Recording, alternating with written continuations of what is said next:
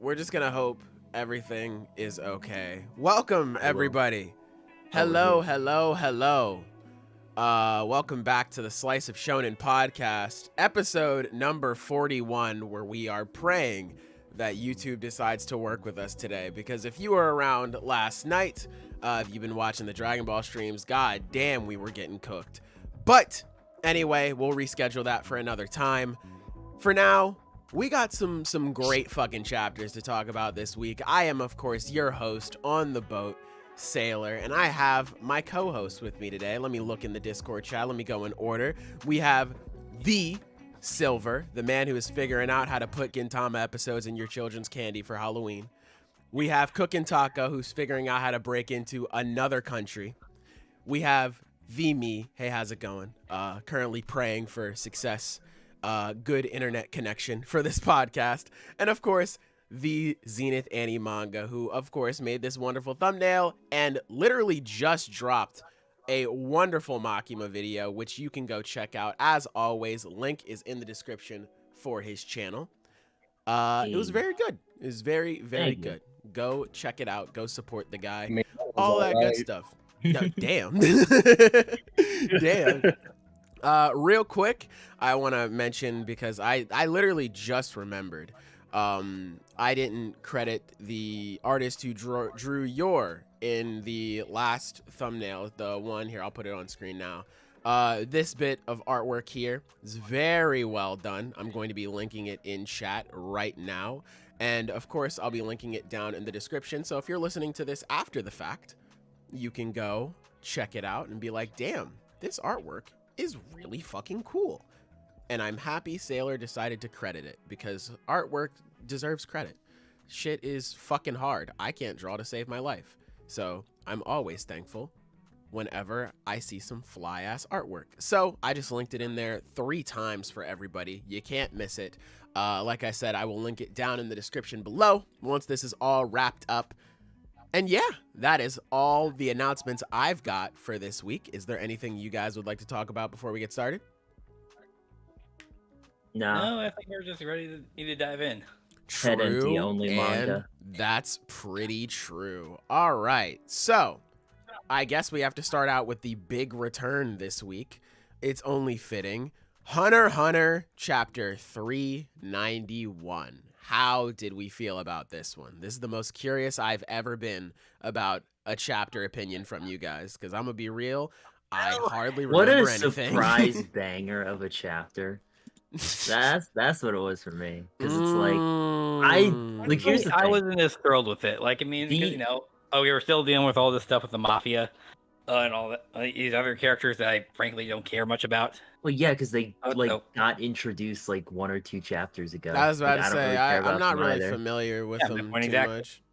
But it's like, it's such a sick fight. Oh yeah, sure, here's the thing. Right.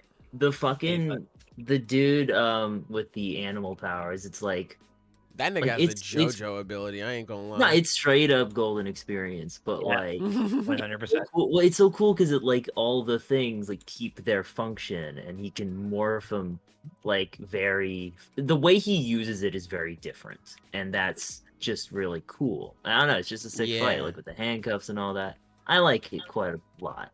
And, yeah, it was really nice. It's just nice to have a Hunter x Hunter fight back. Like Hunter x Hunter fights are sick. Yeah, I agree. I gotta say, I love the color spread. What the fuck does Yusuke gotta do with Hunter x Hunter? Where's this dude going? This dude thinks he's on the team for real. Don't you fucking do that. Don't disrespect the legend himself. Fuck is that ugly dude in the background? Okay, that's who I thought you were gonna comment on, because I have no idea. Yeah, like, what the fuck? Like, what the hell is that thing? Like, is that supposed to be a reference to something? Or is it just like random shit you had to draw? I think it's just some random shit. Like, it looks like it could be a Nen beast for somebody. Like, I wouldn't be surprised if it turns out. Shit. Yeah, I wouldn't be surprised if it did turn out to be the design for like a Prince's Nen beast or some shit. But like, outside of that, I think it's just some random shit.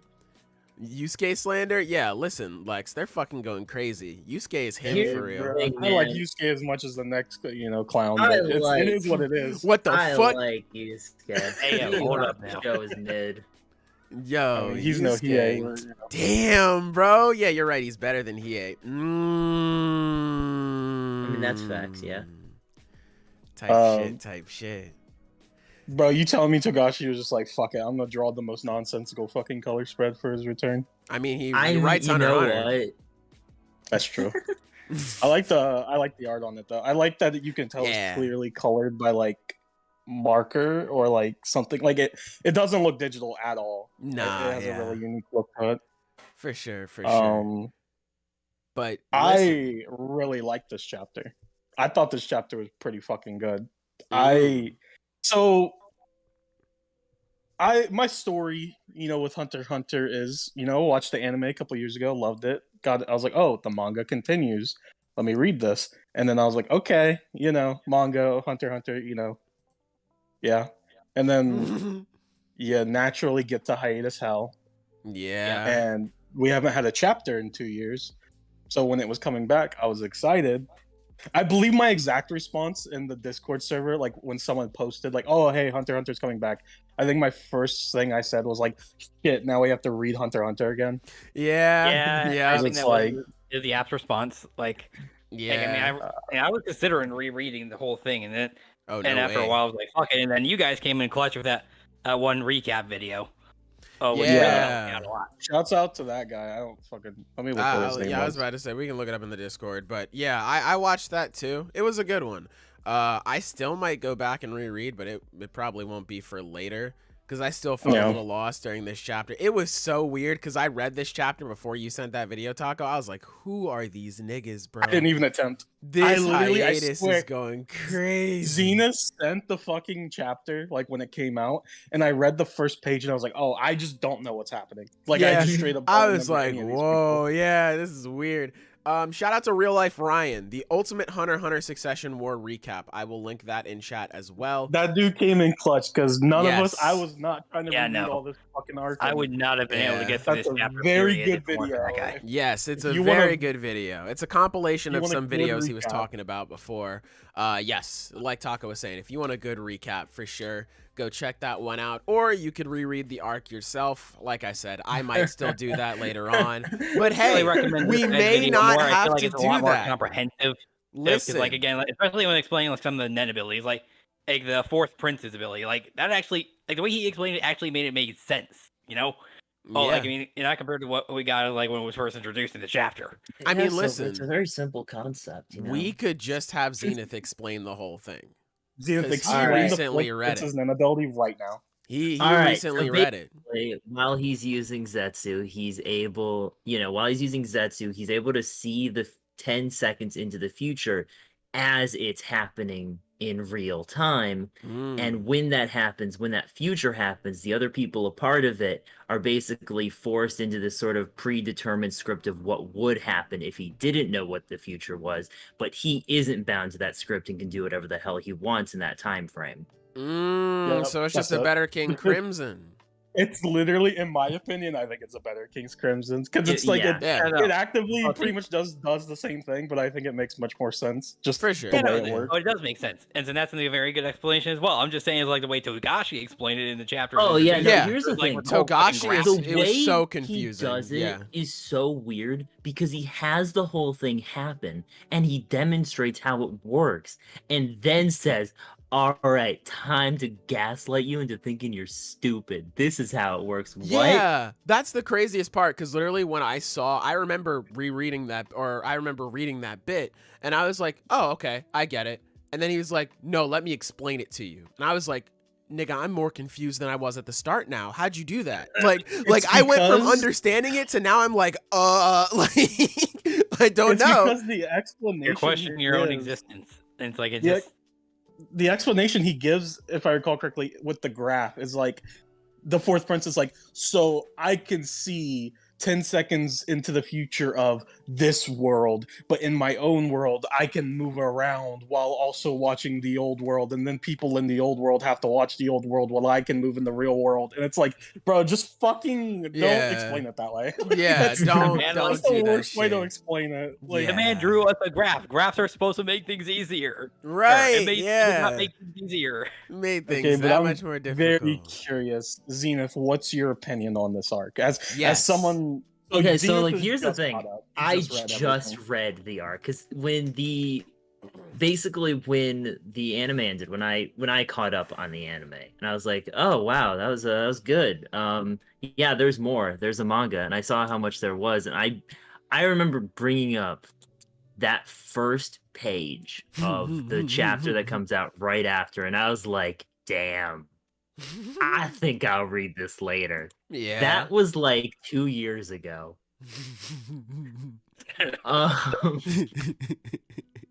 No, that was several years ago. A long actually. time ago. It's a good bit. Yeah, and I finally got around to it because it's like I just wasn't going to read the manga because I just accepted that it wasn't gonna come back. Yeah. And fuck me, I guess it did. That was the thing that I saw. It's just like when it got announced, it's just like, all right, well, fuck. I guess I have to read this now. Yeah. Shit. I guess I gotta fucking do it. Damn it. But hey, it was worth it. Like I said. Anyway, the arc's good. Yeah. Like, well, okay, here's the thing. The arc is good when it actually chooses to be good. It is somehow one of the most interesting arcs I've ever read, where everything going on has all these moving pieces and it's executed so well. And then I have to read 5 fucking chapters of Kurapika teaching Nen. My man, I know what Nen is already. No, but these niggas don't know, so you gotta learn now It's too, so bro. You gotta relearn boring. It It's really bad. sucks. Yeah.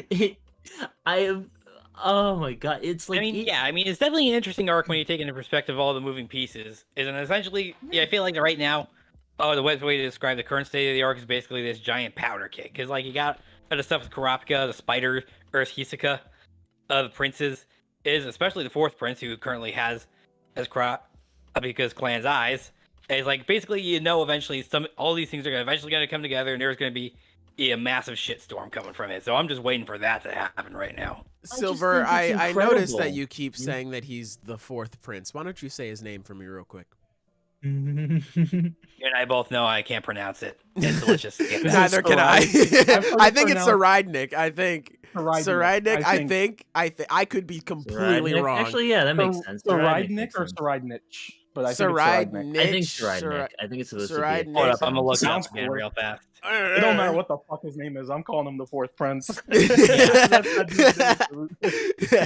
True, and bro. that's pretty true. I'm calling that Soma man by his versus legal Kurolo title. is still the best fight in manga and anime for me. It I was my top fucking fight love for that a fight. while. Yeah, I think it I just recently got fucking surpassed love with that stuff that happened in the Shibuya incident. No spoilers if you haven't read JJK, although we'll be talking about it. Well, I guess next week since it's on break this week. Yeah. But yeah, some stuff that happens in Shibuya, I was like, oh, this is my shit. But yeah, for like a solid couple years, Hisoka and Crollo and Luffy versus Katakuri, those were like my 1 and 2. I think Hisoka versus Crollo is a perfect Hunter x Hunter fight. I think it Yes. utilizes the Nen system to near perfection. I don't think it gets better than that. Like, it's so fucking good. Yeah. It's such a perfect example of what makes Hunter x Hunter, like, their fights so unique and fun to read. There was a lot. 'Cause, like, yeah. Well, it's so good because it's literally like Hisoka's like, all right, let's fight, and Hisoka gave Crollo all of the advantages, which is something you don't want to do against someone who will fucking use all of those advantages to the best of I their was about to ability. say he's basically the Batman of the fucking Hunter x Hunter verse with prep time, like all this shit. So yeah, him giving him all those advantages definitely blew up in his face, figuratively and literally. Well, it's so funny now because he's a at some demon. point Hisoka's just like, yeah, I guess I'll die. He literally just like, Shit. well, I guess I lost. I guess I'm there's cooked. nothing Yeah. to do. Yeah, I guess I'm cooked. Oh, hey, Patrick, welcome. Made it back to the live stream. Welcome, buddy. Welcome. Also, We're talking Lex, about why'd you mid, bro. delete your comment? That shit was funny. Why'd you retract that comment? That was funny. I saw that and I wanted to comment on it. But yeah, that fight was so fucking good. And now we're here. I'm really wondering when we're gonna see Hisoka on this boat though, because we haven't seen him so far. He has since not we've shown gotten up. here. Yeah, we haven't seen him. He might just be waiting for an opportunity, which I wouldn't be surprised if we just didn't see him for like a while. For sure, yeah. I guess How it was just would you guys surprising to feel- see this. Go ahead, I'm sorry. How would you guys feel? Because here's the thing: right now, Kurapika doesn't know the spiders are on the boat. Right. Once he finds out the spiders on the boat, I feel like that's kind of because we were talking about Kurapika. He's kind of like, I love Kurapika. He's had some really cool moments. He is kind of just the worst part of the arc right now, just by virtue of the fact that he's not doing anything, and that's very deliberate yeah. because I feel like once Kurapika gets involved, once Kurapika meets the fourth prince, once he finds out that the spiders are on the boat, that's when shit happens. Yeah. Like that's when things like actually start happening. So it's like Togashi doesn't want that to happen yet because he's still setting up all the pieces. Yeah. It's fuck, I don't know what I was talking about. I just completely blanked. It on was everything I was talking Kurapika being about. on the boat and him like running into all of these different people. I think it definitely will be a situation. I would not be surprised if a chapter end with Kurapika's phone buzzing and he sees a text from Hisoka. Oh, I fucking remember now. Okay, Go yeah, ahead. that's what I was gonna say. Do you think the moment we see Hisoka will be he meets Kurapika and tells him, just to stir the pot, tells him that the spiders are on the boat? I think so. So then Oh, that way they 100%. could, I think like, that work would together. fit. I think that'd be a very hype idea. way to introduce Hisoka, and that would fit really well with his character. Yeah, because like it also goes into a whole thing because Kurapika was like, well, I want to protect Prince Wobble, but now that I know the spiders are here, I could go track them down, especially now that they're split up. They're not all together. They're all split in groups. So Kurapika is like, damn, if I have the drop on some of these niggas, I could kill them. But I can't leave him alone, you know? Like, so it'd be very interesting to see how he'd go about comes that. Back to his own personal promise he made after deciding to leave vengeance behind and just simply look for his comrade's eyes. And so it's whether or not he's going to have the will to overcome that, or if he's just going to relapse. For sure. Yeah, bro, he better get over that revenge shit. That nigga was in Emperor time for a fucking eternity on this boat. Like, this nigga lost at least 5 years. Yeah, no, I did the calculation for that. He was in Emperor time for about 12 hours. He loses about, how much of it? It's was once like every second he loses an hour. Yeah. Yeah. So if I did the calculation for that, right? It's 5 the guy years. essentially lost about 5 years of his lifetime. Yeah. It's that Yeah, boy you is do the cooked. calculation. That boy is It's cooked. So just because here's the thing, there are a lot of moving parts, and there are so many fucking characters on this boat. Literally every character except for Gon and Killua is on this So fucking many boat. characters, man. Even I just fucking wanna Jing is in reiterate this arc, which is crazy. Sorry, go ahead. I think the most exciting things, at least in my opinion, just that I think we kind of waiting for or looking forward to is you have the fourth prince, who is very clearly set up to be a very important character. I mean, Absolutely. I love the fourth prince. I think he's fucking sick. I think he has yeah. the potential to be one of the best villains in the series. Easily. Same. He has Kurapika's the last of the eyes of his clan that he needs. Mhm. So that immediately puts them in the conflict. Kurapika's protecting Wobble, who the fourth prince needs to kill, and Kurapika also wants to reclaim his family's eyes. Crollo wants to steal from the princes, but he also, once he finds out that Kurapika's on the boat, he will want revenge for what happened with Uvagen and him stealing his powers. Kurapika wants revenge against Crollo for what he did to his clan, and then Hisoka wants to kill all the Phantom Troop members, and Crollo wants revenge against Hisoka for killing Kurtapi and fucking... What was the other guy's name? Yeah. Shalnark. Yeah. These four characters, I think, are going to be, like...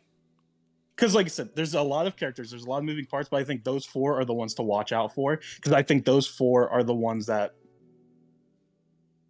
They're the big players. I think out of Yeah. all the players in the arc, those 4 are the ones to watch for. I think they're going to be the ones that when shit really starts going down, it's going to be centered around those 4. I don't know, bro. I completely. also got my eyes on Jing and Pariston too, because I almost forgot they were in this arc.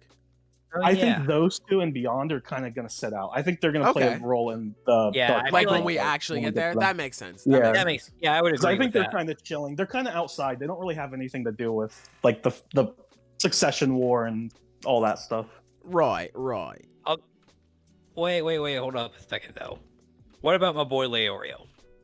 Bro, I that think nigga's it's gonna be doctor. really important. I'd like him to show up. Yeah. I think Yeah, I he would is like him to going to show up. be a big part of Kurapika's story when, he learns about what's going on, because he has a very similar dynamic, well, not dynamic, but importance, that a potential importance between like kind of what Gon and Killua had very early on, where they were sort of starting to become friends. And obviously it's like that dynamic got a lot closer, but I think there's a lot of potential for that. They were like always the other friend group in the group of 4, if that makes sense. Yeah.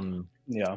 And I feel like Leorio's more down to earth sort of person. Just the way he is, he just wants to be a fucking doctor after all. Yeah. Like he's always more grounded than all this big shit going on around him. And I feel like that's going to be really important to Kurapika's story, who's just getting involved in all this crazy shit. And For sure, yeah. just maybe even like holding him back from like, going too far. Like, bro, you gotta chill, bro. There's too much. Yeah.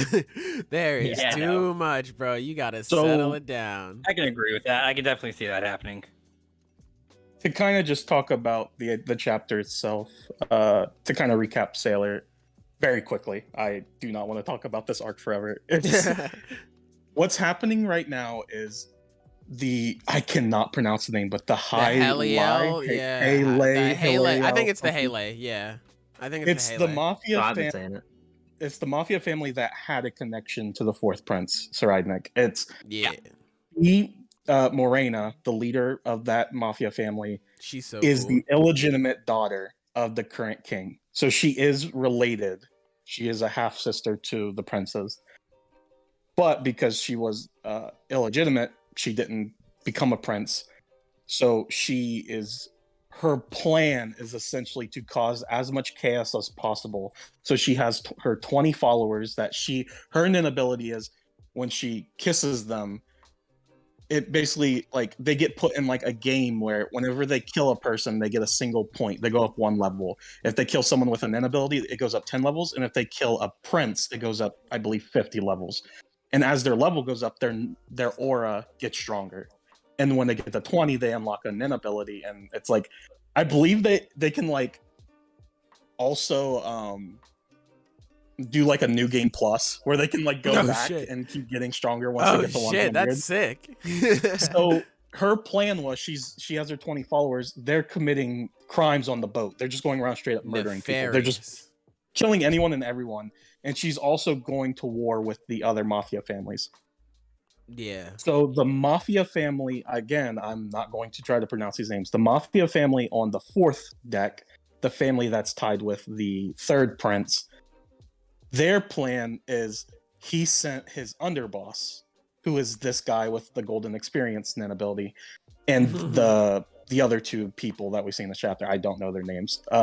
They're up on the 3rd deck now looking for Hisoka while also trying to investigate Morena and what's happening with the mafia family. And then the mafia family on the 5th deck, who is connected to Lucerus. I think he's like the 9th prince or the 7th. He's the 7th prince. Is he the 7th prince? Yeah, because the 9th prince, I believe, is Hulkenberg. Yeah. So it's the 7th prince. Their plan is they recruited the Phantom Troop to fight for them. Essentially, the Phantom Troop was like, oh, well, because originally they just wanted them to kill the assassin. But then they were like, well, we'll just kill her. We'll kill Morena. Yeah, fuck it. And that's really exciting because we were talking about this last night. It's the Phantom Troop's really strong, but it's not like that they're already, it's not that they're just strong. The 3 members in particular that are carrying out that plan with working with the mafia is Phaeton, Nobunaga, and fucking Binks, which are just that's three of the kinda strongest members of the Phantom Troop. So Yeah. it's like when they say they're like, "Oh, we'll just kill her," like they fucking mean it. Like they're like not Yeah. joking at all. Yeah. So When was that's that what's happening in activate this that pain arc. That's what's pattern? happening right now. That's the most current shit. We're basically in the middle of the mafia like war. Mafioso. Yeah. It's lit. It's lit. Very good. Hunter It's Hunter, very Pretty good. cool. Yes. Overall, I think I'll have to reread this, but that won't be till later. For now, Yeah. very good chapter. I like this one. Yep. It was a good It's chapter. such a Despite itself, slog First fight was really sometimes. cool. Yes, It is. I really absolutely. like this guy's abilities. Yeah, he's cool. All right, you guys ready to move on to the next chapter?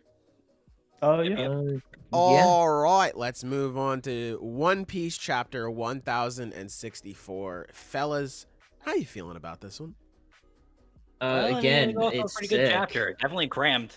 After we got plenty to talk about here. Listen, before we start, I just want to say formally, I apologize to the Heart Pirates. I didn't understand your game. I didn't know y'all had it like that. I didn't know y'all were with the shits like that in the water environment. Hey. Bro, I don't think Oda knew, and then he's like, well, shit, I gotta make him do something. Cause It would bro, definitely, I it would was definitely expecting to explain get why cooked. it is that we picked up right where the last chapter left off. Because that was actually the part that surprised me the most. Like I wasn't expecting to go right back into this fight so soon. Like I mean, I You figured and we would have. everyone else. It was so Like I honestly fucking figured sick, we just man. cut away, and then the Law would show up later, or with his crew getting wrecked or something. But no, I'm glad we did this because, like, again, we got to see his crew in action, and which was pretty cool. Yeah. Yeah. It was also really cool too. Going back a little bit, the cover page. It was cool to see, like, yeah, because some people were like, like, is it Aokiji? I was like, come on, guys, we saw it frozen. Let's be real. So yeah, Oda was like, here it is, Aokiji, kidnap pudding. Van Auger was also there, and he's in the chapter as well. Very, very cool. I'm very interested to see how this is going to end with Pudding being captured. Like, I imagine they just take her back to Beehive Island, or no, because she was in this chapter. Never mind. I almost Yeah, she's forgot on the about show. that. She's straight Yeah, up that there. was That's- wild. This is crazy because this is the first time ever in the entirety of the series where a cover story is like leaking into the main story. Yeah, Where the people on the cover story are also appearing in the chapter. it's fucking Like that crazy. never yeah. happened And, before. you know, and I was also just trying to figure this out. Like what exactly was the time frame for this cover story? Like, obviously, it was after Big Mom left for Wano. But like, I'm trying to remember, like, exactly how long was Wano? Like, an It was a actual, couple weeks. like, in Yeah, it story was a time. couple- I think it was a couple Wano weeks, was yeah. like, I think there was like 3 weeks that they like from the time Luffy showed up to like the time they leave. It was about 3 weeks. So yeah. I would say it's probably like this happened like a week or so, maybe a couple days before. Like they kidnapped Pudding probably a couple days before this with Law and Blackbeard. Like it was probably pretty recent, but it was Yeah. probably in the past. For sure, yeah, it wasn't happening. But at the same again, like I time. said, with Van Auger's warp ability, we don't really know the limitations of it. So it's like, dude, if he could we warp just don't someone know. that far and then warp him back, that's fucking insanity. Yeah. That'd be insane. I think it is just a situation where this happened a few days before. Aokiji met up with everybody, and then they headed over to where they were gonna meet Law or Yeah, I whoever mean- they were gonna Mhm. meet. I feel like that wouldn't make the most sense because, like, I feel like if it were just a case of the warp ability, I mean, if he could bring Pudding along, I feel like he'd also bring Aokiji along, and then this fight would just be over right then and there. But Yeah. that's not. Yeah. Oh, we don't know where Aokiji is, so I'm assuming. So yeah, I think it's like the former thing. Okay, yeah. I will say, speaking of Pudding, though, I was very surprised to see how calm she was and to see her be like, "Mom's coming." I was very surprised to still see her still have faith in Big Mom like this, especially after all the bullying and shit. I was like, "Wow, okay, shouts Yeah. out." I saw someone point And out. hey, man, it's like I told you, this- you can choose your friends, but you can't I choose mean, your family. Like, I she mean, is- regardless like, of what you here's went the through, it's thing. still her mom. You don't break Like- that kind of tie easily. Y'all looking at this like so like idealistic. It's like Big Mom needs her. Well, yeah. logistically. Yeah, I mean that's true. I was surprised to see her just be like, yeah, Mama is on her way and she'll help me or whatever. I was just very surprised to see that. Also, I think this people have read this different ways. It just depends how you want to interpret it. I think this is Otis saying that Big Mom is still alive, but Oh yeah, I she's think just she absolutely not, is.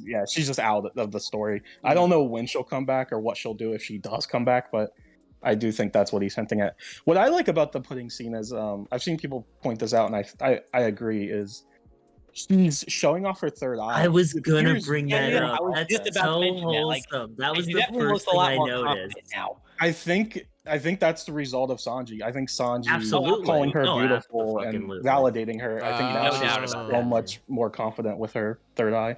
I really like that. It's yeah, really I didn't even sweet. think about that. Yeah, no, that's a very Literally, good point. like the first thing I thought of reading that scene. It's so sweet. I just thought about it mean- now, looking at the page again. And it's like she's literally got like a glimmer in her eye. I would And love that's to get actually some real more. confidence there. Or I dig it. I would like it if whenever the Straw Hats do fight the Blackbeard Pirates, that it's like Sanji's mission to rescue Pudding. Like I think that's probably Yeah. what. If he finds out that they have Pudding, I think Sanji's gonna be the one to go after her. So I that's hope so. cool. I feel like that's the only thing that would make sense. I Mhm. hope so. Classic Blackbeard style demands was, a fight, gets hit. Blackbeard, what the fuck? That's true. Factual. Hey yo, Factual. what the fuck? That shit hurted, bro. Yeah, it's like, damn, nigga, you strong for real. Hold on. I The think Blackbeard something- is the epitome. I'm sorry, real quick. I gotta say, Blackbeard is the epitome of that one meme where it's like, "Hey, I'm going to fight. I'll film it and send the video later."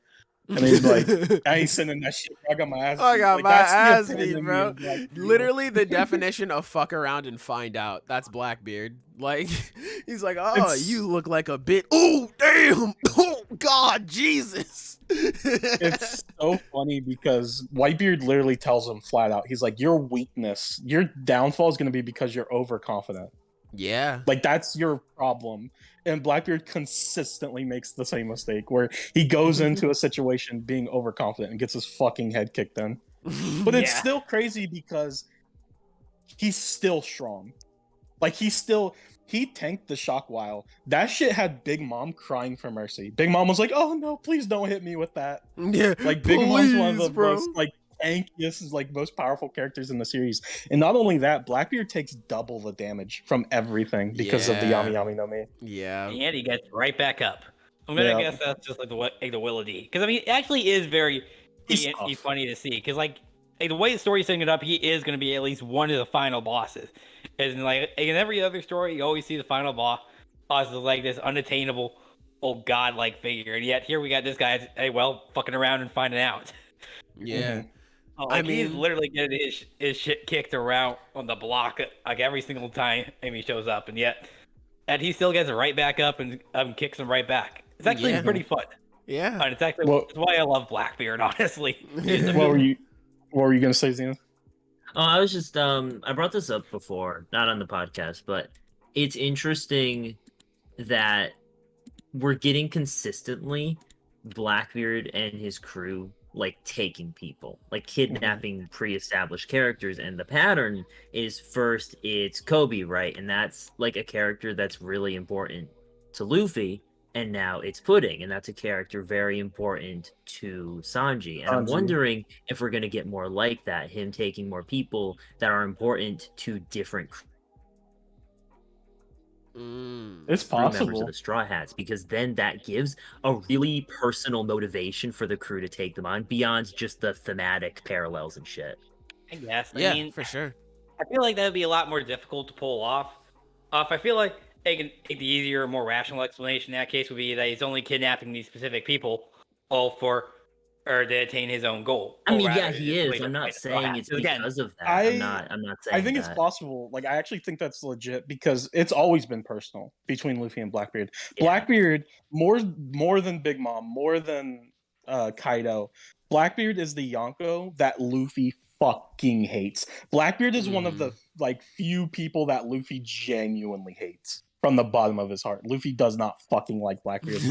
And it's like they've had that rivalry for a long time. Yeah. And I think Ever it makes since, sense for it to be fucking- more personal. Because that's the Literally thing ever with, since they. Oh, sorry, you go. well, okay, real quick. That's the thing with, like, for example, Luffy versus Kaido, and people bring that up, like the lack of tension. And I'm not using this as an excuse. I still think that fight did lack tension for most of it. I think Kaido did a lot of horrible things, but it was adjacent to Luffy.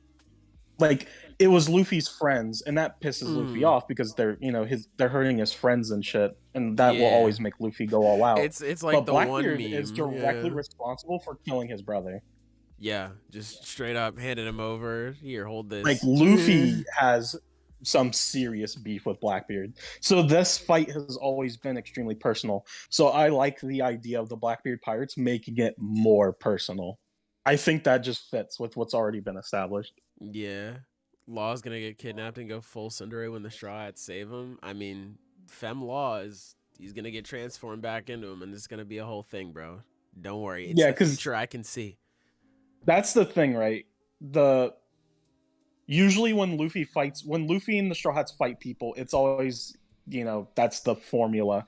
Luffy and the crew show up on an island, they make friends, and then they're like, hey, this shit sucks. I'm gonna fight, the evil that's on this island. That's not gonna be the case with Blackbeard. When they fight Blackbeard, it's not gonna be to rescue someone, or I guess it will be to rescue people, but it's not gonna be like, oh, here's this kingdom that needs help. It's gonna be like, oh, we fucking hate these guys. Like, we have to beat them to become them. For Luffy to become the Pirate King. It's gonna be a situation where Luffy's like, enough is enough. Like, these niggas gotta go. Closest people for Zoro that Blackbeard could capture: Tashigi, Typical, or Perona. She wants to find Moria. I think Perona's a lot more likely. I would like Perona. That'd be cool. I'd like that too.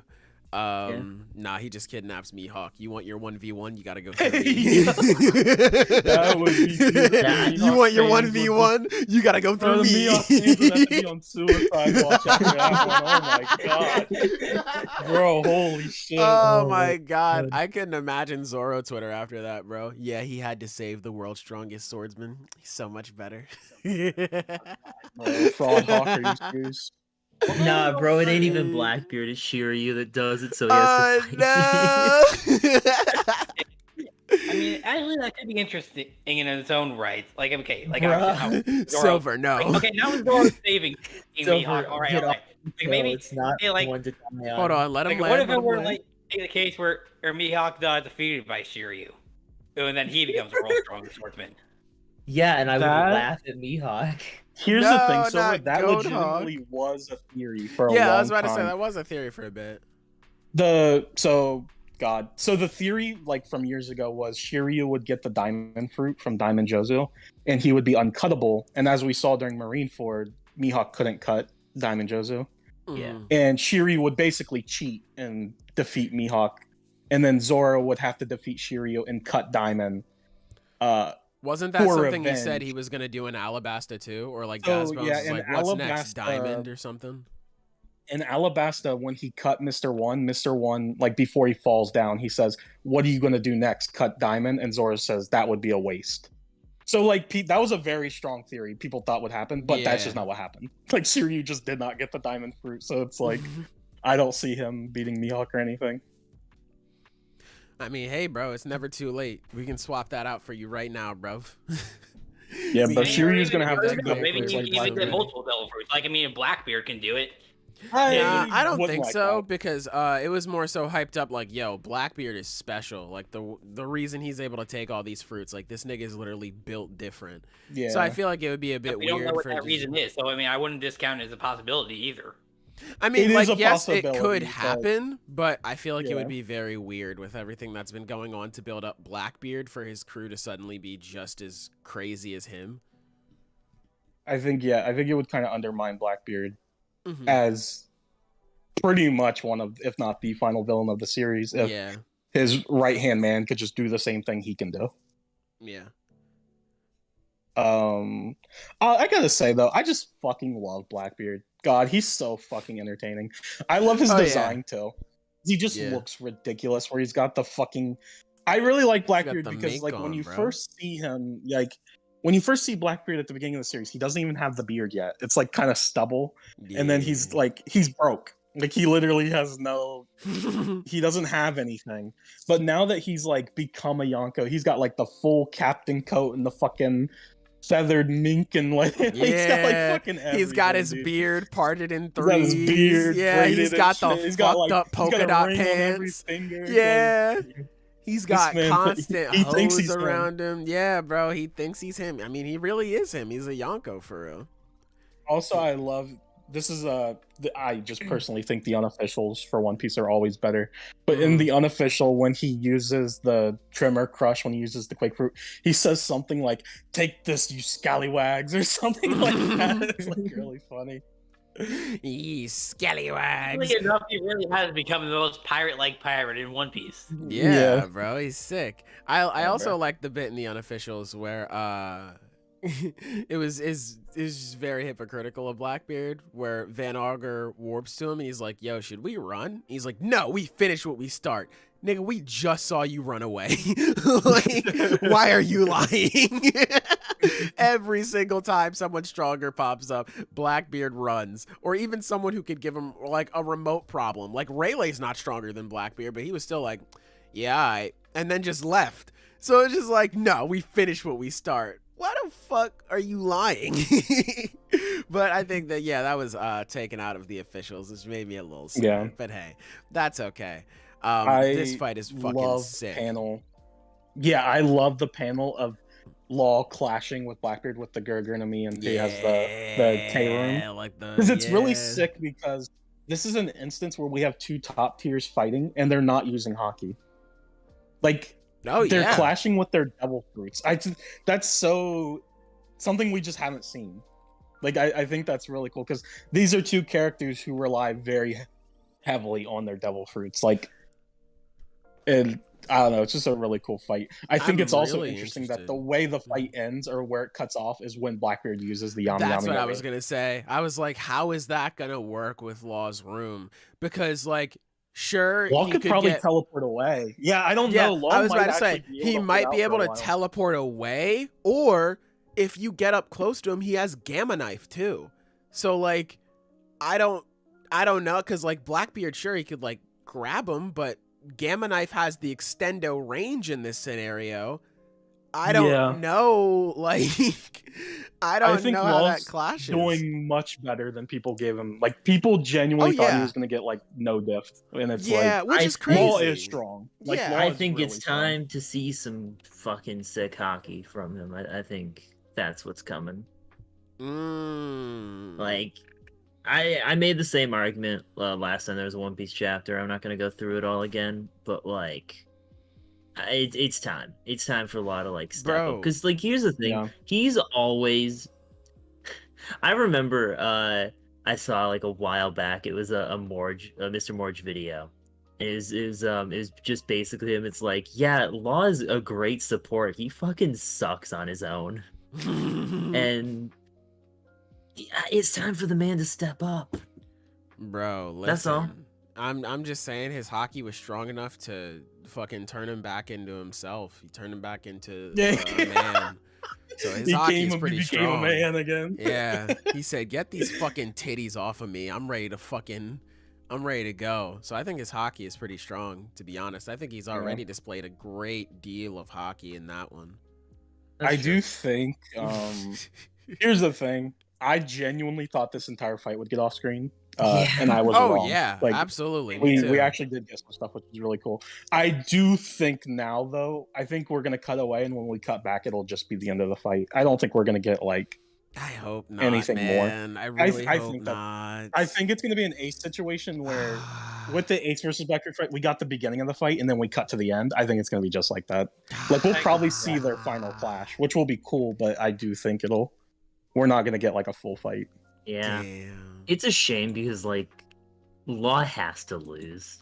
Yeah, he does. Like, he just has to. Like, this fight for is so the plot to work, he has to lose. But fuck, man, I love Law, man. I want him to catch a W. Right, succeed, bro. Get out of there. Fucking teleport I to saw the Tang or something. Some theories of people talking about like the idea that because we saw the scene where it was like Luffy, Kid, and Law, and they were picking their routes, and Law picked this one because it was the most logical, and then Kid and Luffy picked the same spot, but then Luffy lost, like, whatever it was, like drawing sticks or whatever. Yeah.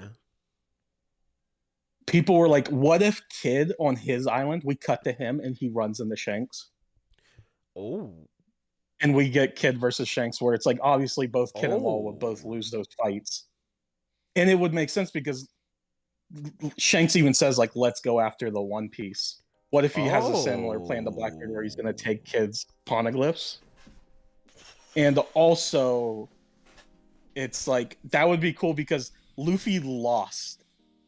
Like, Luffy lost the sticks, but he got the best route because he goes to meet Vegapunk. So he became lucky by being unlucky, which is just perfect for Luffy. Wow. Okay. I never thought about that. That's definitely interesting. I mean, that would be pretty sick to, like, if we cut away from this fight to fucking Kid versus Shanks, that would be some wild shit. Especially because there's also the bit with Kid where he was talking about meeting the man marked by flames or some shit.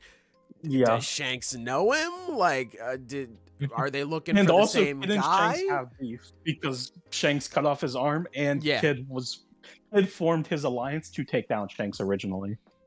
Yeah, it would make sense for Kid to just be like, oh, now I can just fight you by myself. I'm way stronger now. Fuck you, or something like that. Yeah, that would definitely be interesting, for sure. And that's the thing, because we technically don't really know what Shanks is doing. Because Shanks, what he said was he's going to go deal with Bart, and I imagine that won't take very long. Oh yeah, that won't take a while. And at once he deals with Bart, he just says, "We're going to go after the One Piece." So it's like, what does that mean? Fuck if I know. So what do you mean? He could be anywhere. Yeah, he could be doing fucking anything. But just I think, to move. Okay, yeah. what? I was just gonna say, do you want to move on to the second half of the chapter? Yeah, I was gonna say. Yeah.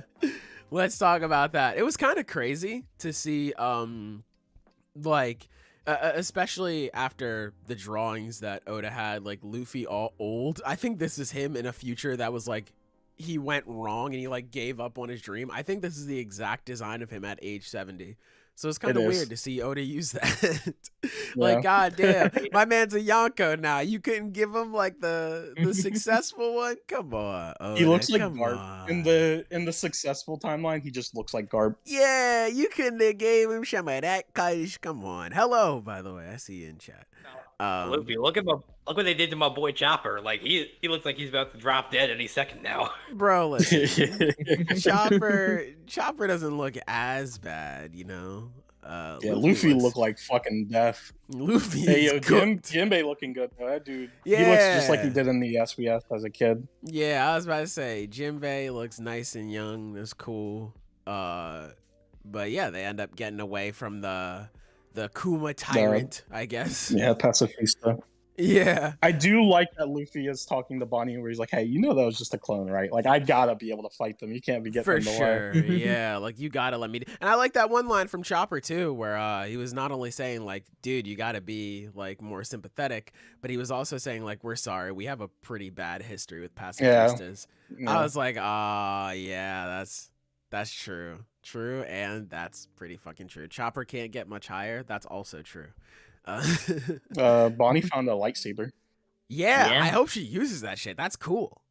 That would be sick. That'd be fucking awesome. Let me tell you, Bonnie, Jesus Christ. We're starting to get okay. So I think this is interesting because I am down bad. Jinbei just reiterates everything we already know about Kuma. So I think now we're gonna start getting actual new information because it's like. I think what Oda wanted to do was just kind of reestablish, like, okay, this is what you guys know as readers. This is what you know.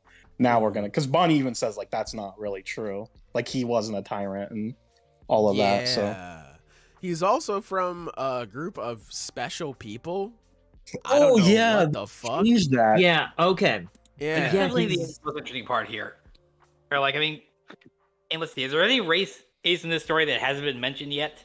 I did have a theory about that, but the translation to special people kind of changes things. So like, I don't know. So yeah, for the people who didn't read the unofficial,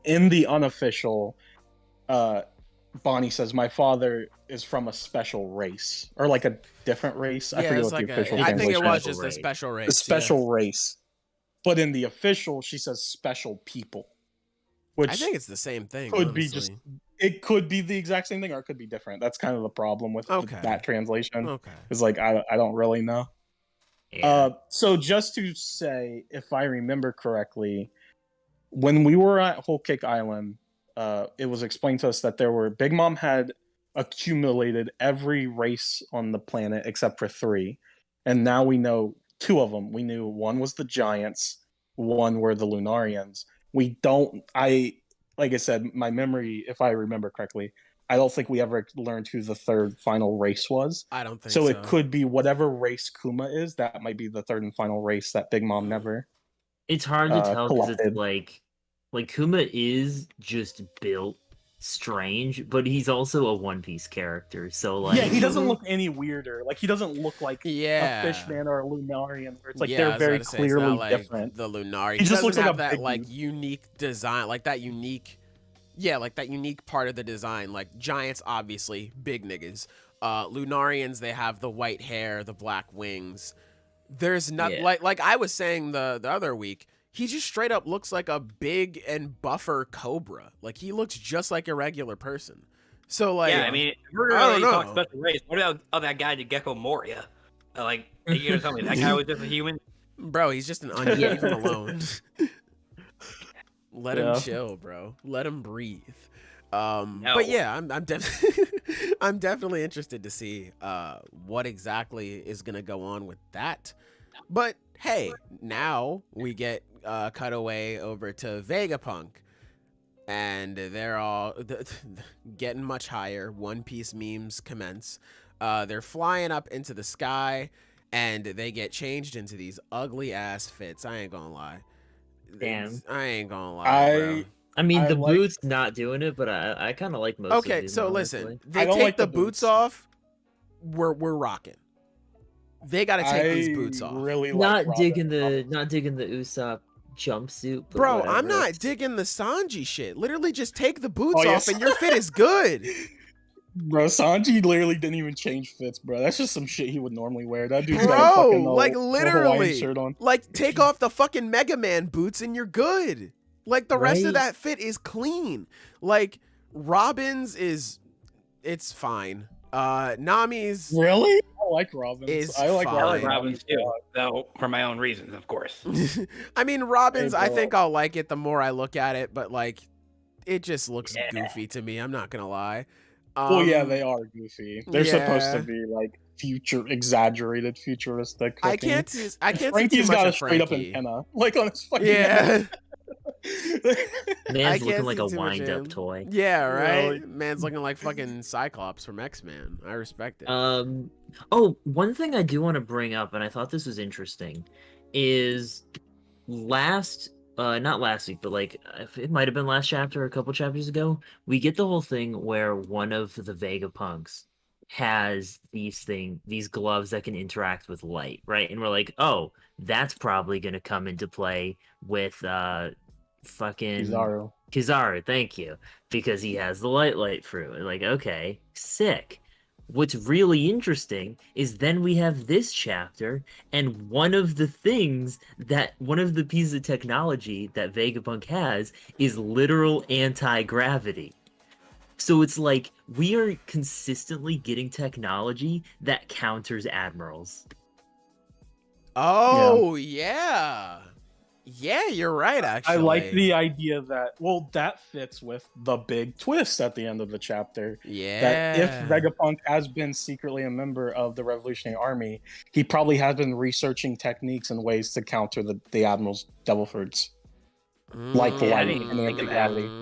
We might within the next chapter or two get introduced to like a fucking like a weed killer or something. Like, some chemical that kills plants. It's like it wouldn't be that shocking.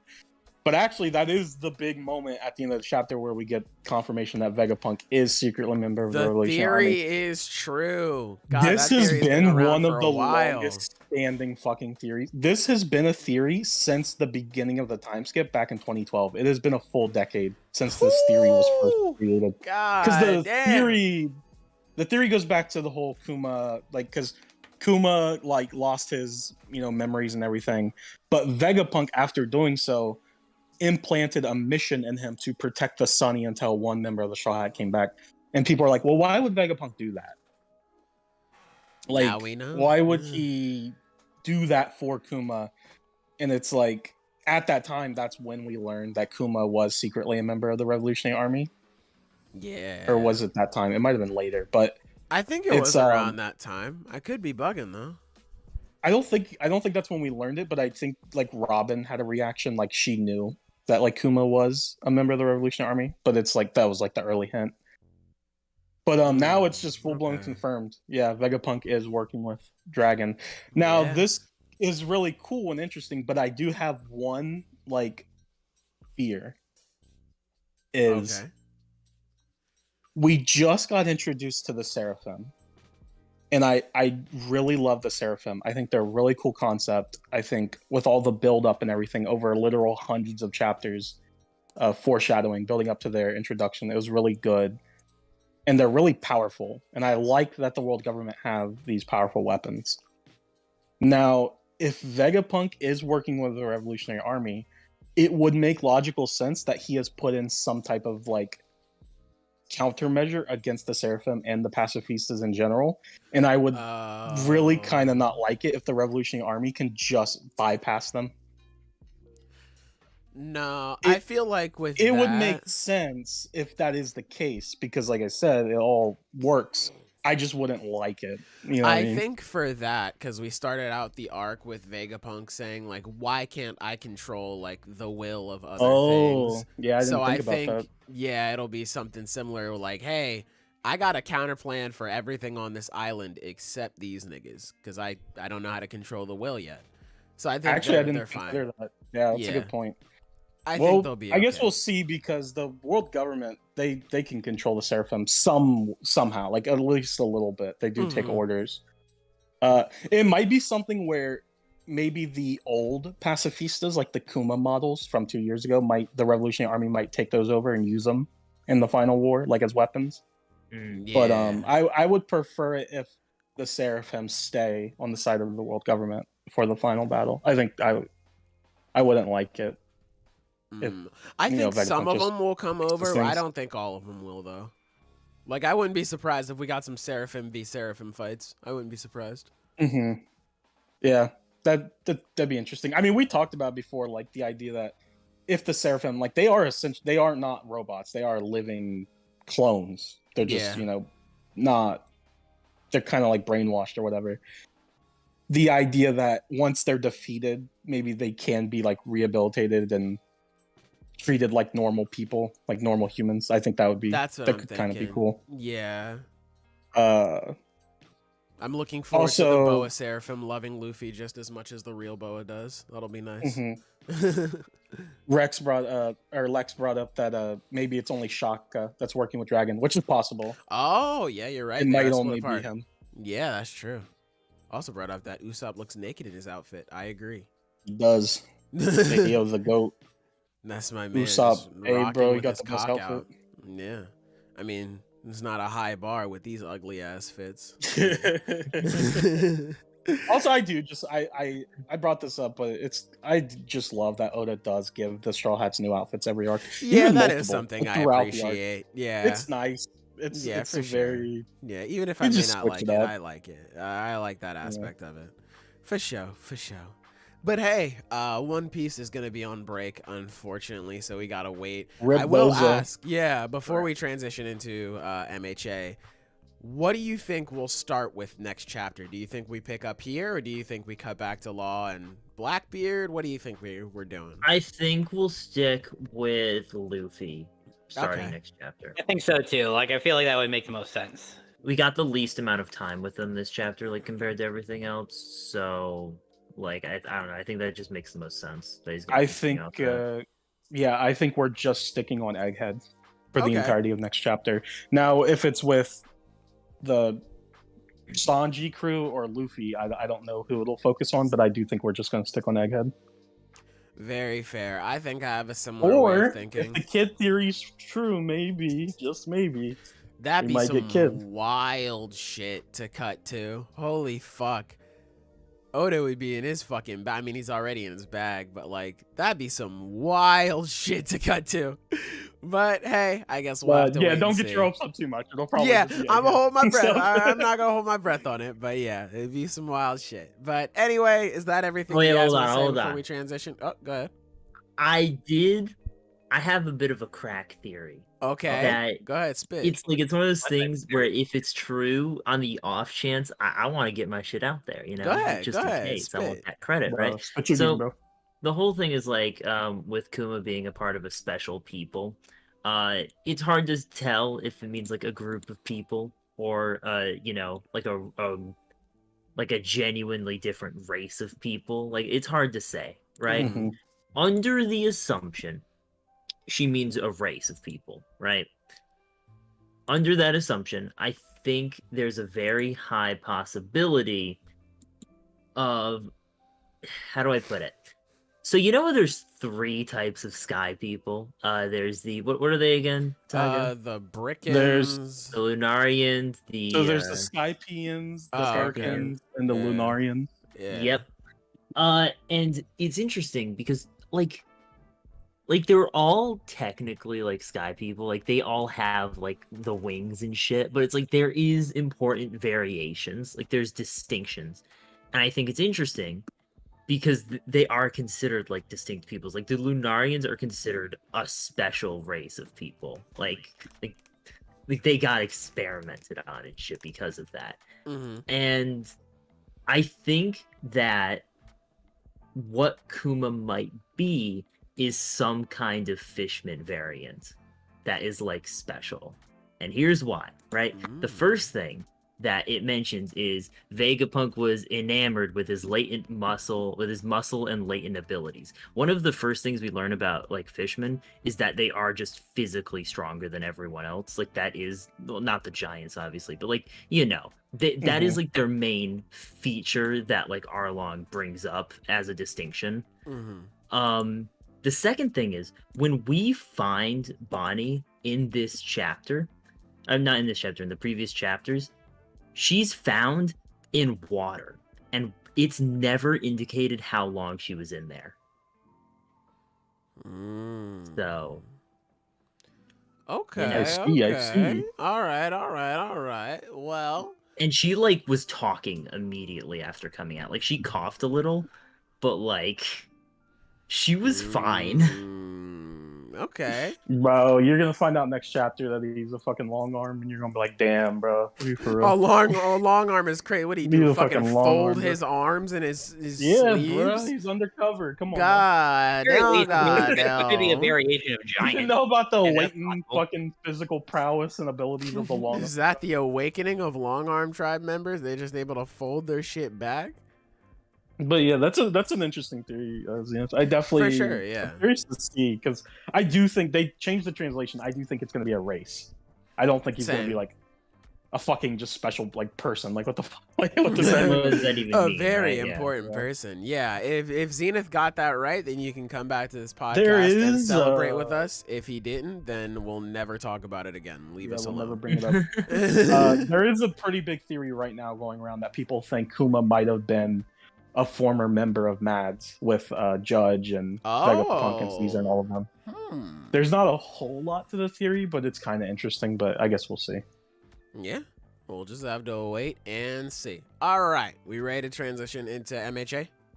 Yep. Yeah, Yep. sure. All right, My Hero Academia, chapter 370. Fellas, how we feeling about it? It was definitely an Good interesting chapter. one. I like it. Yeah, overall, I like this chapter. I will address the elephant in the room, the whole rock lock thing. Okay, so here's how I feel about it. On one hand, I really like it. Because you have the whole situation going on with the mutants and how they feel discriminated against, and ultimately them saying like, you don't know how it feels to rock lock of all people is very indicative of how they don't really care about other people's struggles and about how they're not entirely right about how they're doing it. You know, like what they're saying, like they kind of spitting, but they're not entirely spitting, sort of thing. And I really like that. That sort of goes into what happens at the end of the chapter where Shoji, we get to see him talking about like, what does that have to do with the innocent people you're hurting? Like, what does that have to do with the people at the hospital? How is this going to help you at all? You're just hurting innocent people. Like, what is wrong with you? And I think that's very realistic of what's going on. I mean, like, as a black man in America and you see these things happening, I think it's very realistic to see these sort of things where some people definitely do go too far in this sort of you're trying to do something good, but some people just want to destroy things. They just want to just break shit and they don't really care about anything else. And it can be hard to have your message come across when there are like things you could point to like, oh, but what about you did this and this and this? So that's a whole bag of worms that I don't want to dive into on the podcast. But with all of that in mind, that was something that I genuinely liked about the chapter. But on the other hand, I just can't get over like the surface level as well as just being like, listen, telling a black man he doesn't know discrimination is crazy. So like on one hand, I definitely do like this. I don't hate this at all. Overall, if you had to ask my opinion, I do like it, but like it just makes me like sort of laugh, just be like, wow, they really told Rocklock of all people, like, hey, black man, you don't know how it feels to be discriminated. What? So anyway, that's just how I feel about it. But overall, I thought it was a good scene, like I said. I think it was better in the official because I forget what they say in the unofficial, but it was basically just like, oh, you just don't get it or you don't understand. I think it was the something line similar. is really good with folks with human faces. Folks with just human don't faces get it. just don't get it. I think that makes it a bit more like distinct. Yes, what exactly they're talking about, because it's like, you know, it's very exaggerated because they're straight up just fucking. I mean, they're kind of ugly, low key. I ain't go cap. I ain't gonna lie, bro. Maybe just maybe I would be kind of racist. Oh shit! Damn, that's crazy. They're kind of low key, kind of ugly. Damn. I mean, here's the thing, bro. How would you feel if a dude with a fucking elephant face just walked past? Okay, you, so like... listen, right? Because we were talking about this before the podcast. We started the live stream with a succession war. Now it's time for a race war. That's true, Lex. Listen. If I grew up in this environment where like it was just normal for elephant head ass niggas to just be walking around, I wouldn't care. But if you just spawned an elephant head ass nigga in our real world today, I'm 24 years old. You just spawned one in front of me. I've literally never seen anything like this in my life. I'm like, what the fuck is going on? Like, what is happening? Like, what is going on? I shan't not cap. I'll be real. Yeah, I think that's gotta be a stark reality. Like, you see something like that walking around and see your first reaction is gonna be to freak out. Like, that's a reality you just gotta face here, man.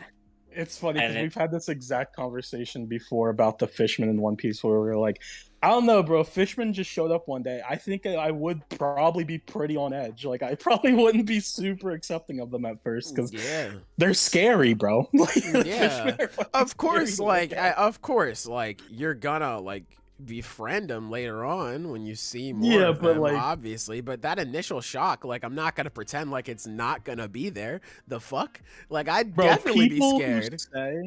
People who say you shouldn't judge a book by its cover have never been to a bookstore. That's all I'll say. Because you're looking at the covers. Yeah, no, I mean, type shit.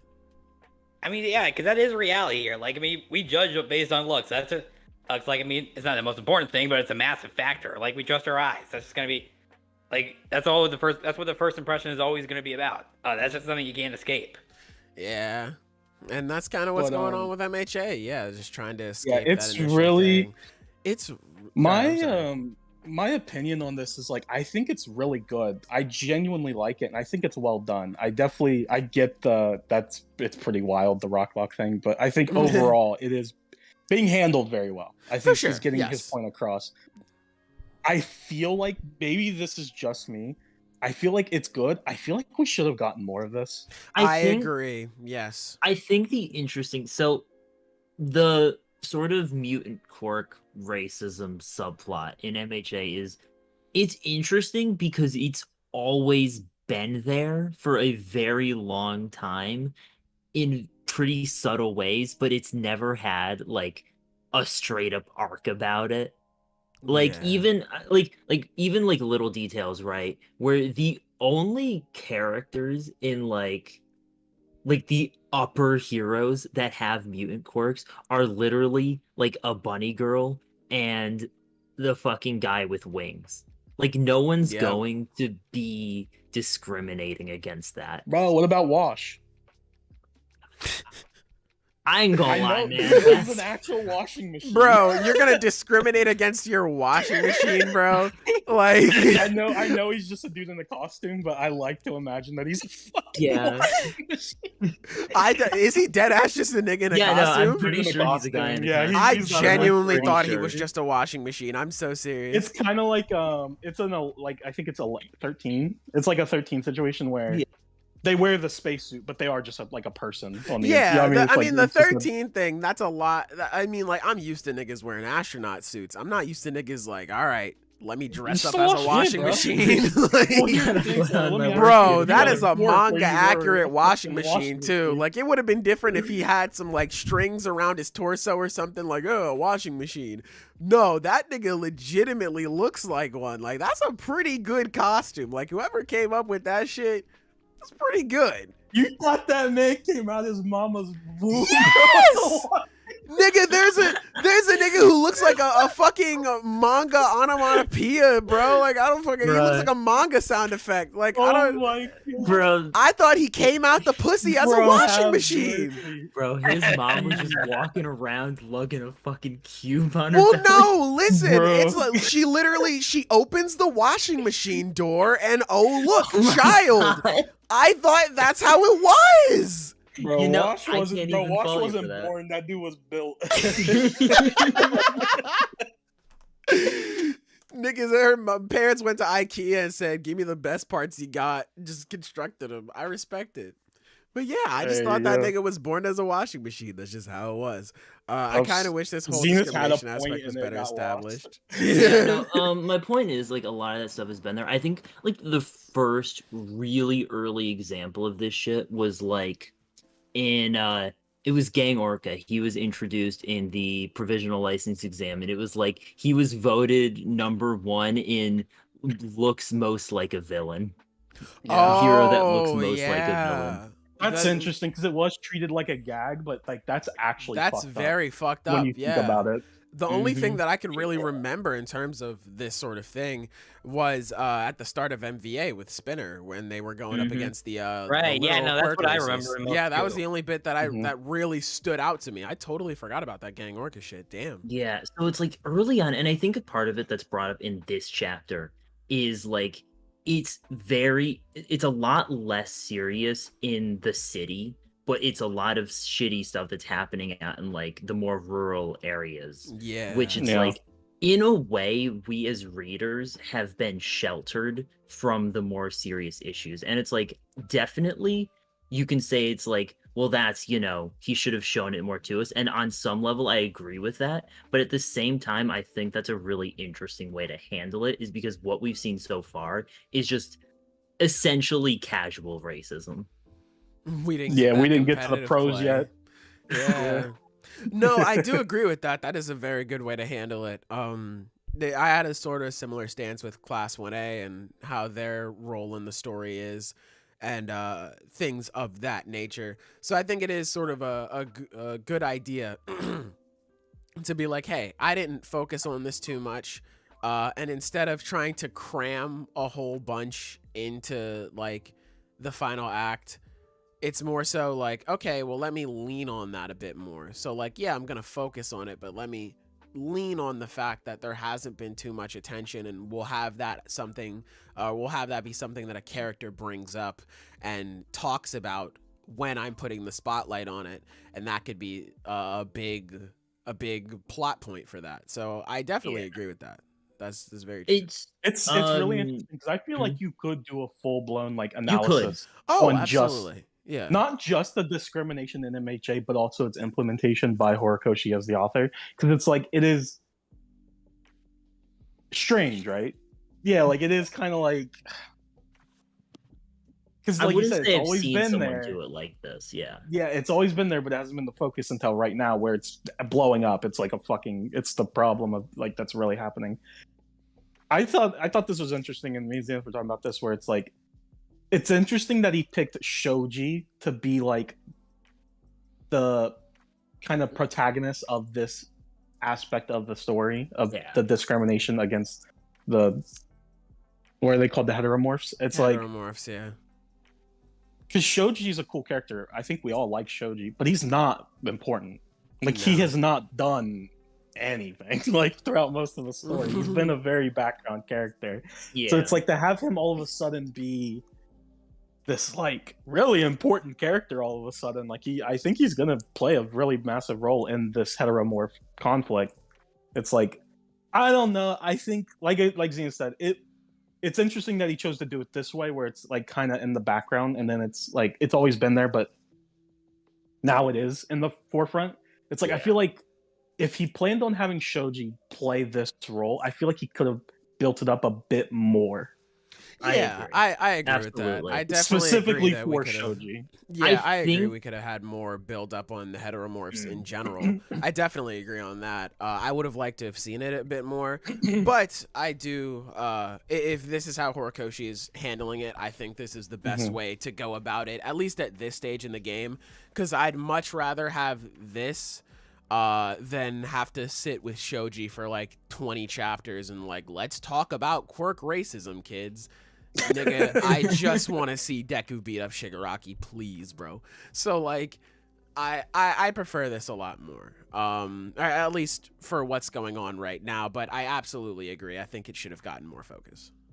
It's one of those things where I think because someone, it was Lex in the chat, said it's like we should have had more arcs in between, like, you know, between the two war arcs. And I agree, like one to focus more on that, or at least stuff threaded through those arcs would have been interesting, because it's like, I think handling the more casual side of that was really smart way to do it throughout the series as a whole. More serious stuff at this point before the final fights, I think would be good.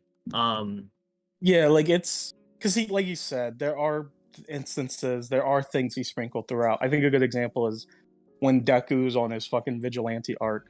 There's the one girl who's like she's like an animal girl or something, and she was like out at night, and she was going to be attacked because they thought she was a villain, and then Deku saved her. And it's like, I don't think it was ever explicit that they were going to attack her, and they thought she was a villain. You shouldn't go around looking like that. Yeah, like it's like, it's one of those things where that is very clearly racism now. Now looking back in hindsight, it's like, oh, they were just racist. They looked at her as a heteromorph and like she was up to no good. But at the time when it happened, I don't think any of us like really thought about it that much. Like, I don't think that really stood out to us where we're like, oh, this is like where he's going with it. It's like, I don't know. I feel like we could have been more focused on the chick. It was during the Deku solo arc when there was the one girl that he saved. I think her official name in the story is Ippan Jose, which literally just means ordinary girl, or something like that. Which actually, with the context of the racism subplot, is kind of sweet. It's a very clever and sweet way to go about that. Yeah. But if we were talking about that, I think that's where Horikoshi was going with it, because like Yeah. She was literally just minding her business. They were like, hey, Mm-hmm. the fuck are you doing? You know, like Yeah. immediately aggroed on her just because of how she looked. And I think they even started like opening fire on her for a little bit. And then Deku stepped in and said like, yo, like chill the fuck out. God damn. Yeah, what the fuck? Yeah, like what the fuck is wrong with y'all? Jesus. I agree with Otto. He said, I feel like Hori showed more focus on villainous quirk discrimination in society with characters like Shinso and Toga, but never really the heteromorphs. He didn't. Yes. Yeah, I agree. Yeah. Yes. Because he focused on that. Absolutely a lot. agree. For Like sure. Toga Yes. and Shinso and those types of characters got a lot of focus Yeah. on how their like quirks ostracize them.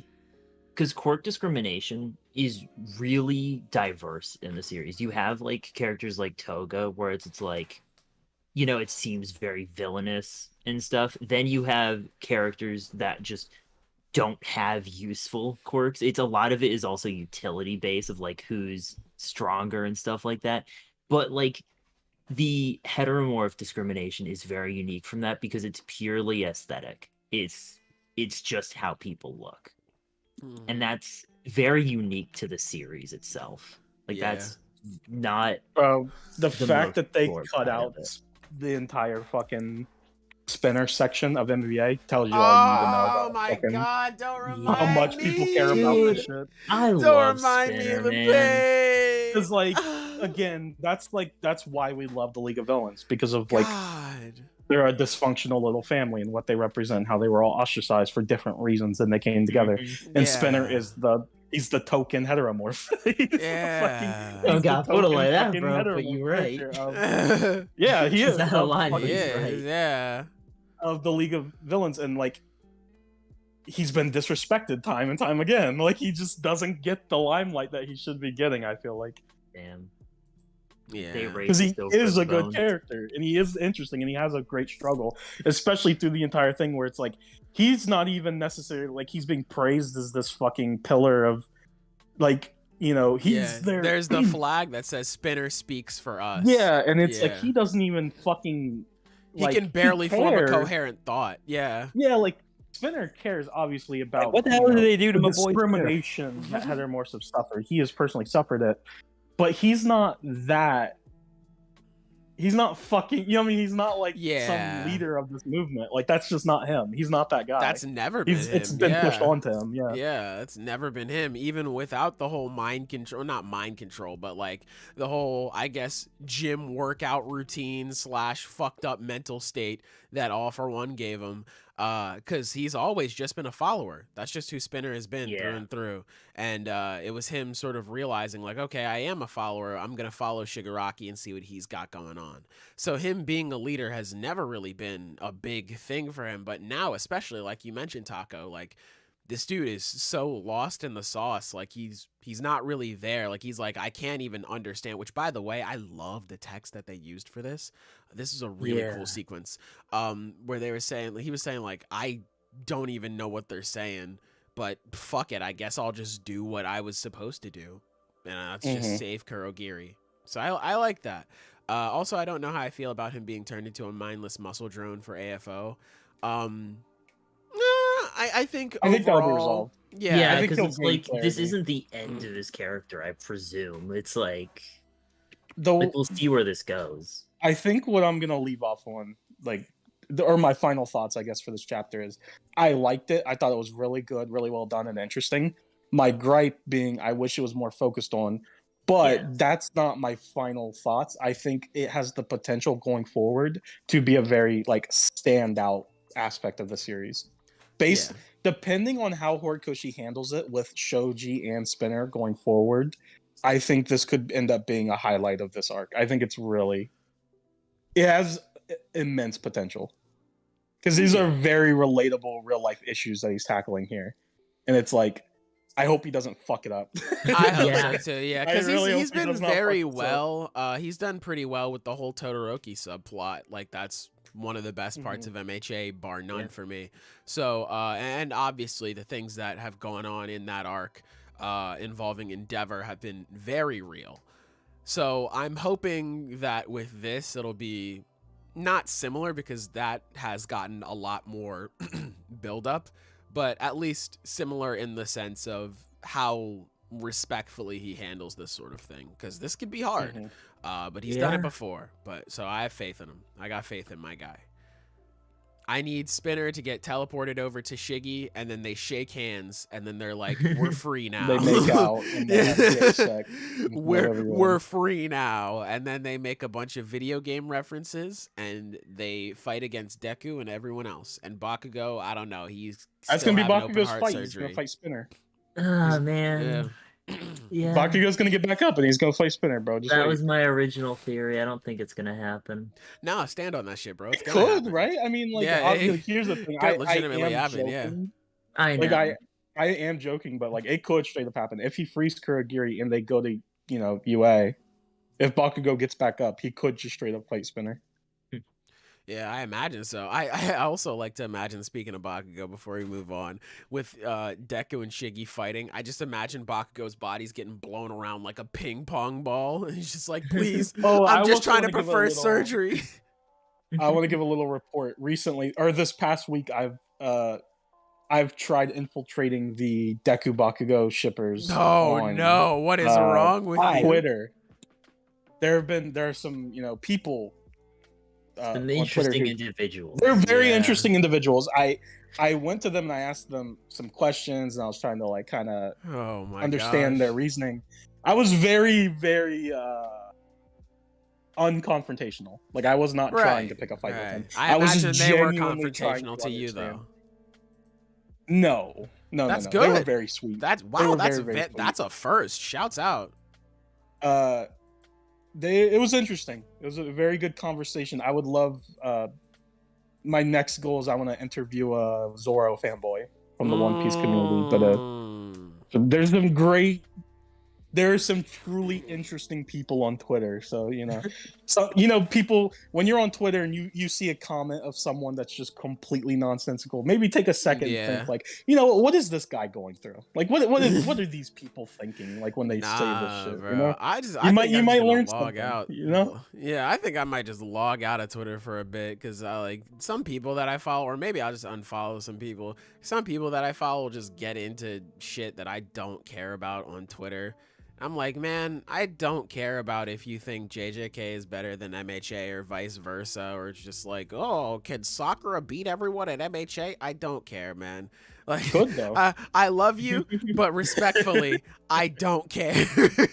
So it's just like, I think I may have to start unfollowing people, or it's just I may just have to log out of Twitter for a bit, because like I like tweeting about dumb shit. I like tweeting about some stuff, or like some things that I find interesting about a manga. Speaking about good manga, go read Akane Banashi and Blue Box. Blue Box, not Blue Lock. I get confused now. I'm watching both. But yeah, I just like tweeting and having fun, and people are on here just like, fuck you, JJK is better, no, MHA is better, but JJK has higher peaks, no, MHA, I don't care. Like, I just don't care, man. I don't know. I think that's a sign of me growing up. I just don't really have time to, I guess I should say I don't really care to argue with people on the internet anymore. It's fun to bitch and complain. Trust me, I get it. But like, that's all niggas really do on Twitter nowadays, and that shit gets boring. Exhausting, yeah, that bro. shit. Like, eventually, it just gets boring. I want to dissect her reasoning. Yeah, I think that's what it is. Because that's the thing is, I'm not like with the Bakugo Deku shippers. Like, I wasn't like. I was very unconfrontational in the questions I was asking them, because I was trying not to. Yeah, trying to understand. Because as soon as they go on the defensive, the conversation is over. Oh, yeah, the conversation. They literally, you may as well talk to a brick wall at that point. That's why I was it's so over. surprised. Like, as soon as they're defending their ship, it's done. Like, the entire conversation's over. Yeah. But yeah, just, I don't know. Twitter is a shitty place unless you're following me at Anime Black Man. There are some weird fuck on Twitter. Twitter's the modern day zoo. Go have fun. Yeah. Go on Twitter and look at all the weird fucking people on it. Shouts out, yeah. But anyway, are you guys ready to move on to our final chapter here? Yes, sir. All right, let's talk about it. Chainsaw Man, chapter 107. Fellas, how are we feeling about this one? Bro, fucking mid, bro. Bad chapter. Damn. I will say this is a pretty fun and fast chapter. Man, that one bit is on page 5 where they're just talking like, man, is this a drill? Nah. Wait, is it? And then Yuko comes around the corner. It is not a drill. GG's, nigga. I would have pissed myself in that moment, bro. No way, dude. Oh my god, that was the scariest shit. Bro, if I was in that situation, bro, I would have bodied her. I'm just built different, though. I would have simply intervened. Bro, I would have intervened. Yeah, I would have put a stop to that. Bro, the Devil Hunter Club tried to intervene, and they got cooked. Few of them died. Yeah, looks like all of them died. Yeah. Yeah, I don't think they all died. Actually, no, I think the girl survived. Yeah. But yeah, the other two got fucking bodied. Yeah, they got fucking. I gotta say, I actually want to address that real fast because I love like her reasoning for why she goes and kills the Devil Hunters. Because like at first she was going the Lost bullies, and obviously the Devil Hunters had nothing to do with it, and she didn't want to kill innocent civilians. But then, and she reasons that, and you just ganged up on me and bullied me. You're bad guys too, aren't you? You gotta die. I mean, hey, sound logic. If I'm taking out one set of bullies, I gotta take it out all of them. That's some. There will be no bullying if bullies. Yeah, bro, don't she's exist. not a hypocrite. She has to kill all the bullies. Like that's, I'm an equal opportunity bully killer. Okay, I don't just kill. I don't just kill a certain subsect of bullies. I kill. This all is a of really them. cool fight. My favorite bit is actually the first page. Yeah, with where it's Yoru spinning from outside the window, and you're seeing them. Like that's so sick. My You've favorite been doing one that a lot is with this confrontation. Yeah, my favorite one is on page 2 actually, with Yoru spinning. Like that one panel, like that shit looks so clean. I love that. And then she slams her into the wall. My man had to press the button because like, well, shit. Looks like we got some things going on. That is terrifying. Like the fact, I mean, like, yeah, you have to have defenses in place for that because devils are a thing in this world. But like the fact that you can literally just go to homeroom and be like, damn, bro, I gotta study for this midterm. I gotta do all this shit. I gotta go to practice after. What the fuck is outside of my classroom? You know, like the fact that you could look outside and just see like this fucking scary ass devil being like, where are you going? And just chasing somebody down. Like, what do you do at that point? Just like, you give up. Fuck yeah. Like if you see the devil chases after someone else, you just sit there in homeroom and be like, all right, I guess back to my book or whatever. Well, do you get up and run? Like I said, I would handle it, but that's just me. You guys would type shit. You know? If I could protect you, I would, but, you know. The only real thing I got to address left would be like the leave it all to Asa plan. Like she's gotta be cooking up something nefarious. The most now. devious Already lick out of what she's gonna 2022, bro. I'm telling you, I think it's gonna be a situation where earlier we had Yoru being like, "Yo, listen, Asa, you can transform her into a weapon. You should do that. You should do that." I think that's absolutely what's gonna happen. Yeah. I just don't know what Ass is gonna do. I don't know. Like that's the thing, because like it would be crazy if Asa. I mean. It could just be a situation of Asa like transforming her into a weapon just to stop it, and like that's it. Cause no, cause the fight would be over by then. I was thinking like Denji shows up and he's just like, "Hey, the fight's already over," and then Yoru takes over immediately because now she has the new weapon that Yuko was made out of. She's like, "Bet," and goes right after him. Maybe that might happen. So I don't know. Actually, I've been thinking about this, that right now, Yuko can read minds because of her contract with the Justice Devil. If she gets turned into a weapon, would that weapon let the user read minds? That's interesting. And if that happens, then she would know that. That's like the moment very she interesting. Well, we brought this up too, where it's like there are a lot of parallels between Makima and Yoru, right? Yes. And they're both two of the horsemen, the 4 horsemen. Makima was capable through control. She could manipulate other devils and use their abilities whenever she wanted. It would not be that far of a stretch if the weapons Yuko creates out of devils contain some property of their devil power. Very It wouldn't be that crazy. Like, it's actually pretty... There's already a fucking... There's a precedent. There's a precedent Yeah. for it. Yeah, I mean that would make her, I guess, a step above Angel too, which would make sense. She's supposed to be strong. I mean, she's the fucking war. Yeah, the Yeah, interesting Lord thing Devil. about like just both Yoru and Makima is like both of them are very strong, but only if they like if they have prep time. Yeah, they have set Bro, conditions met. they're Yeah. Crollo, bro. Oh shit. Hey, shouts out. But yeah, Yeah. I think it might be a situation where Denji shows up and then Asa's or Yoru's just like, hey, thanks, nigga. That's a nice weapon you got. And immediately takes it and goes to attack Denji. Or I guess Chainsaw Man if he's already transformed. I don't know. That's the only thing that I can really think of. The only thing I can really think of is Asa, because I don't think she would transform Yuko into a weapon right away. Because she was saying beforehand, like, we can still talk to her. Like, we can still try to calm her down and get her to chill out. So it'll probably be a situation where she tries to talk her down. She realizes that doesn't work. And then she transforms her. Because that could also go into the whole thing with Asa being like, my heart was in the right place. I just wanted to protect the people. And then Yoru could be like, oh, okay, cool. Thanks for the weapon. And just takes back over. So I think it'll be something like that. Yeah, it's fucked. Also, we got It's a good fucked. demonstration this chapter of how Yoru's power, Yeah, I like was gonna further bring that demonstration, up. because Yeah. she can transform literally fucking anything.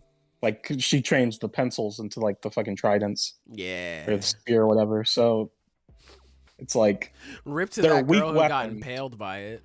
Yeah, they're not strong weapons. She wants to create a stronger weapon, but yeah, she can just do fucking anything, I guess. Create a Yeah, weapon it's out as of anything. long as she believes she owns it. That seems to be the condition. Which is interesting because Zenith, you brought up the Makima parallel. Yeah, with I that. was talking about this before the Yeah. podcast. It's another parallel to Makima where it's very perception based. As long as Makima believes she's stronger than someone, she can control them. Which, like, what the exact condition for that is very vague because it is just depending on the character's interpretation of what's happening. It's interesting. They're just really cool power. I fucking love the War Devil's power. Like, that's so sick. I fucking love Yoru and Asa. Like, they're quickly rising my list of favorite characters in Chainsaw Man. We Like, say I it every really week, love but it's them. true, man. Like, I love these characters, dude. I love these fucking characters, man. Just seeing them interact and how they interact with other people. It's so much fun, man. God, it is so much fun. I can't wait to see how else this progresses. But so far, looks like it's just... I'm guessing, like I said, my little theory is that she's going to transform... Asa is going to transform Yuko into a weapon. Denji is going to show up, and then Yoru is going to take back over. That's my little theory. I guess another update for Chainsaw Man. I just got around, actually, to watching the second episode. Really fucking good. I just watched reactions to it. Really fucking good. Shouts out, yeah. Shouts out to Zuta Mayo, by the way. I believe it was them who did the ED. It looked very similar to their animation style for their music, so I'm guessing It was a them. very good ED. Very Yeah, it was good really ED. good. Yeah. Another thing is, like, here's the thing. Your theory might come true, Sailor. Alternative outcome. We just, like, at the end of the fight, cut to Denji at home. It's like, damn. I had to miss school today, but, you know, yada yada was going on. I had to definitely take could care see of that happening, Nagita. too. Yeah. Like, that just seems like a very classic Denji move. Bro, it's literally just the meme of like, oh, you missed school? Bro, we went to the moon. We went to the fucking, we went to the president's office. We all got $1 million. It was like, damn, bro, I missed fucking everything today. But yeah, it'd definitely be interesting if that happened. Respectfully, Yeah. I agree. But I think that's everything I have to say about this chapter. This Yeah, is I a pretty got nothing straightforward else. one. Yeah. Good week for chapters, honestly. Very like, good week, yes. So do we have next anything week on we will break next? have- Oh, One Piece. Yeah, I forgot. Damn. So One Piece is on break. We will have Hunter x Hunter. We do have we Chainsaw do Man right Chainsaw next Man. week. Yeah, So Yeah. Seems we're back on a Chainsaw weekly Man. schedule. MHA, Black go. Clover, and JJK. So we got a jam-packed week next Almost week. almost a full fucking pod right there. God damn. It's gonna be a long one. Yeah. Make sure you But bring that's your life. snacks. Yeah. All that good stuff. That is life. And that is the end of this week's podcast. Thank you so much for listening, whether you're listening live or after the fact. Make sure you like the stream, comment down below or in the live chat here in these last remaining moments what your favorite chapter was. All of that goody.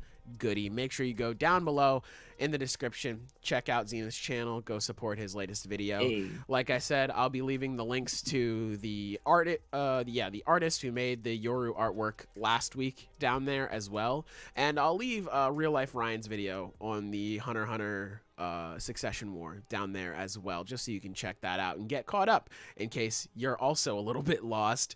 And Yeah, it's a good video. Good yeah, recap. you came back and you're just like, oh man, who the fuck are these people? Because trust me, we know. But fellas, is there anything you want to say to the people before we head out? I just No, want to give a everything- shout out to my man Silver. He's a cool guy. Thank That's you. very sweet. Very sweet. With that all being said, though, we're going to get the fuck up out of here.